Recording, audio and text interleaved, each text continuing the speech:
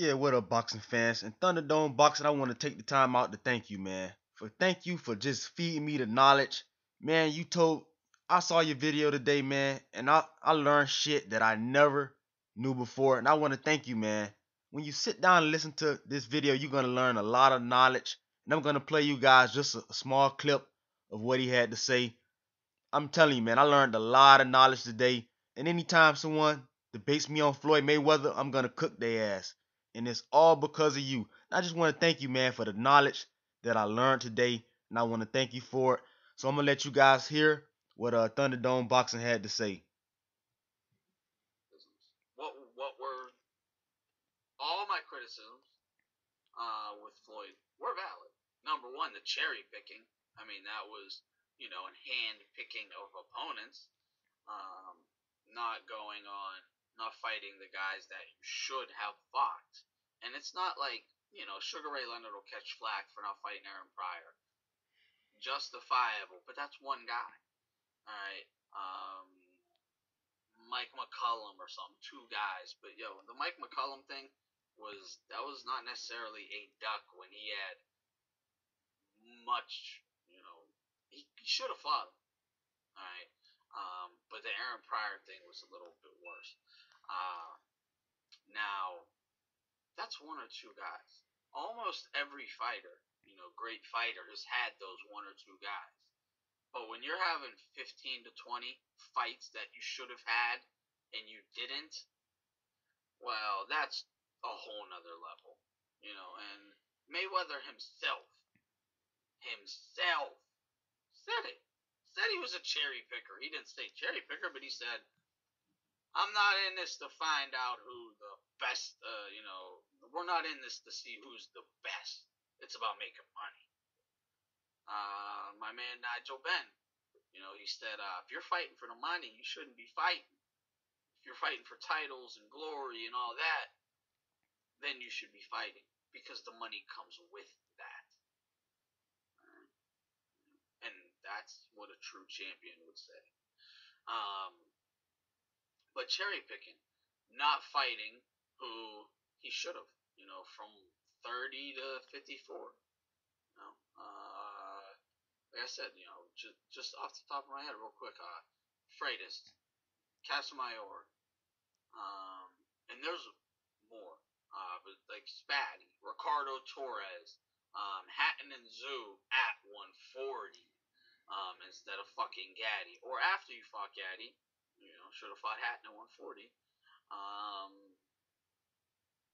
Cotto at 140. Cotto, prime Cotto, undefeated Cotto at 147. Paul Williams, Margarito, Manny, prime Manny. Instead of making us wait 5-6 years.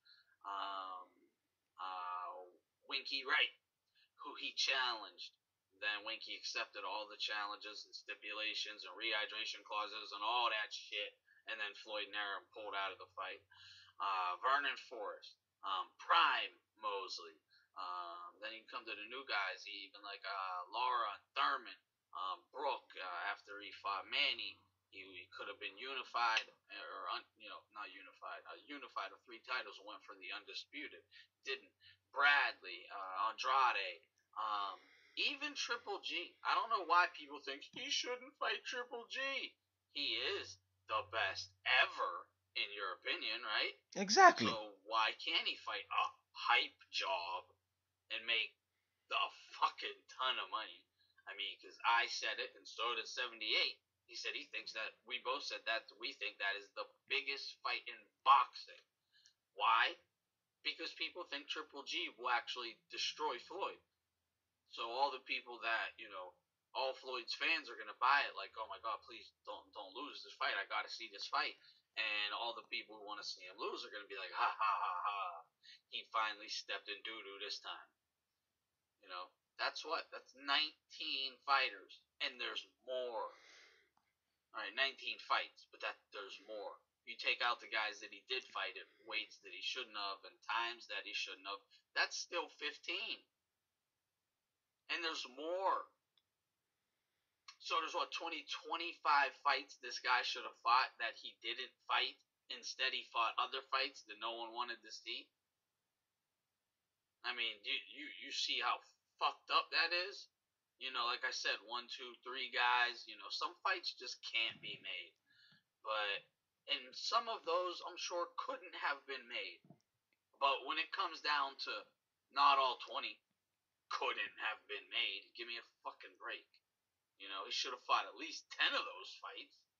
You know, 50%, that's being extremely conservative. Um, Having all the diva advantages. You know, um, fighting in Vegas for over a decade. Nowhere else but Vegas for over a decade. Backyard advantage for over a decade. Um, you know, the ring, the gloves, the weights, USADA, refusing VADA, the referee, the judges, having a longer camp than his opponent because he don't say who he's going to fight, you know, until he decides. And meanwhile, he's been training for 4 weeks already. I mean, there's more, but advantages and A-side diva advantages. Um, what else? What else? What else? PEDs. PEDs. I was talking about it a year ago.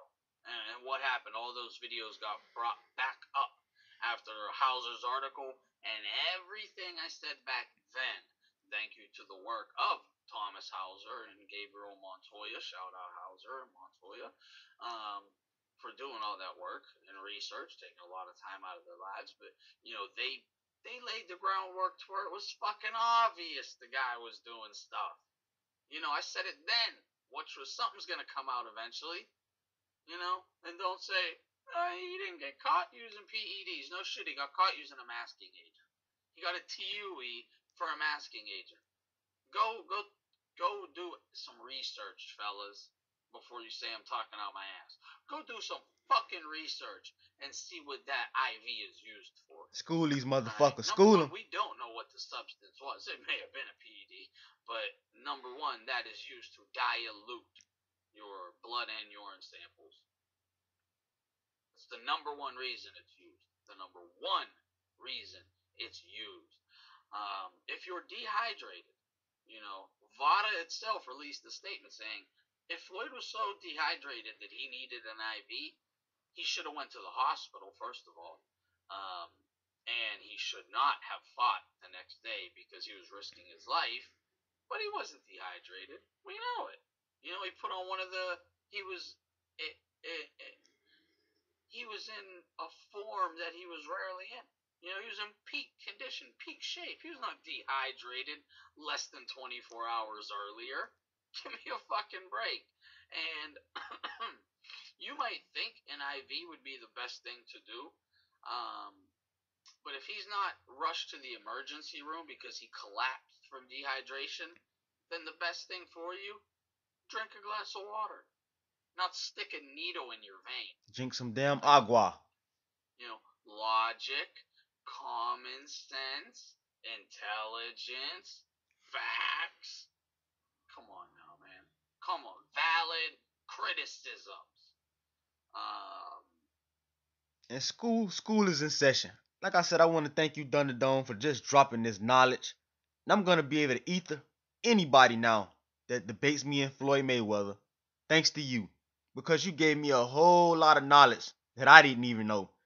And if you guys want to hear his whole video, go check out his channel, Thunderdome Boxing. He also hit on racism issues, which I'm gonna speak on my new channel. I'll put the link in the description to my new channel because I promised the subs on this channel I wasn't gonna get in the race on this channel anymore. But on my new channel, I discuss all type of topics, man. Politics, basketball, racism. So I'm gonna hit on that on the new channel.